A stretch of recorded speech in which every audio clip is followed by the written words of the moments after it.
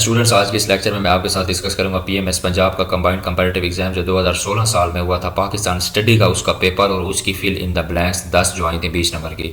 तो सबसे पहले मैं पढ़ता हूँ पहली फिल इन द ब्लैंक्स पे। पहले fill in the blanks is the partition of Bengal took place in year dash and proposed by dash. कि पार्टीशन ऑफ बंगाल जो है वो कब टुक प्लेस हुई और ये प्रपोज्ड किसने की थी। पार्टीशन ऑफ बंगाल जो है वो टुक प्लेस हुई थी साल 1905 में और प्रपोज किया था इसको लॉर्ड कर्जन ने।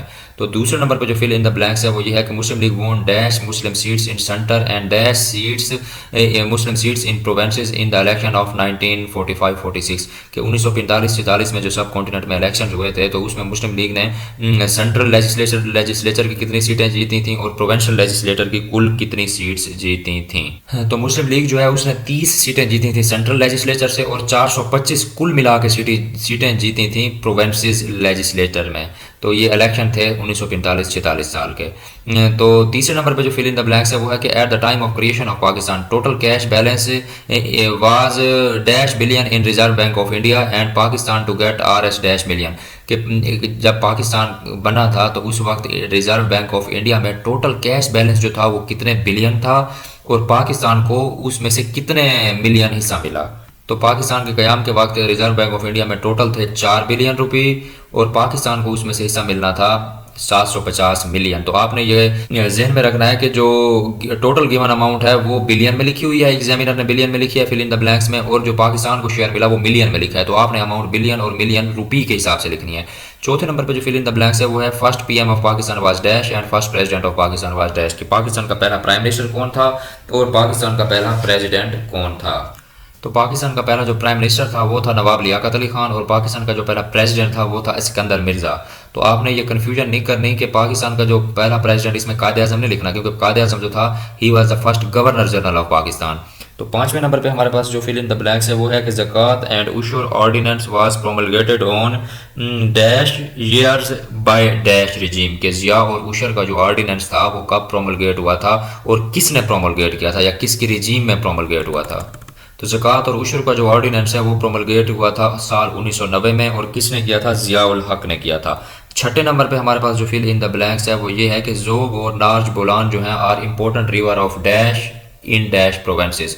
के ज़ोब और नार्ज बोलान जो है वो इम्पोर्टेंट क्या हैं और किस प्रोवेंस में है। ज़ोब और नार्ज बोलान जो है इंपॉर्टेंट रिवर्स हैं और ये हैं बलोचिस्तान प्रोवेंस में।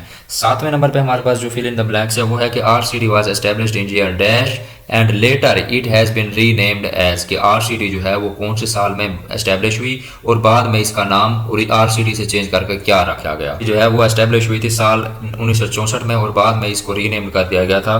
जो इसका बाद में नाम था वो था ECO यानी इकोनॉमिक कॉरपोरेशन ऑर्गेनाइजेशन।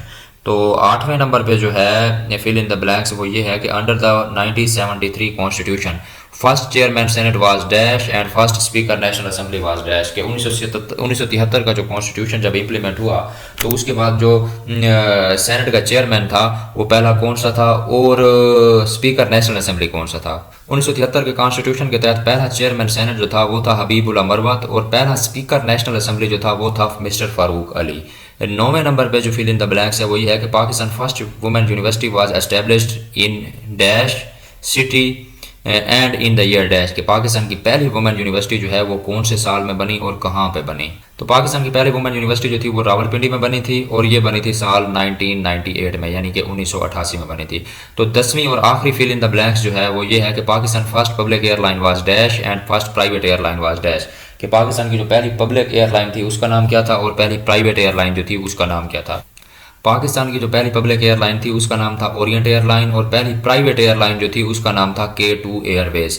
तो स्टूडेंट्स ये था मेरा आज का लेक्चर जिसमें मैंने आपको साल 2016 में पंजाब का PMS कंबाइंड कंपैरेटिव एग्जाम का पाकिस्तान स्टडी का पेपर डिस्कस किया। मिलते हैं अगले लेक्चर में, तब तक के लिए मैं आपसे ज़्यादा चाहूँगा। अल्लाह हाफिज़, थैंक यू।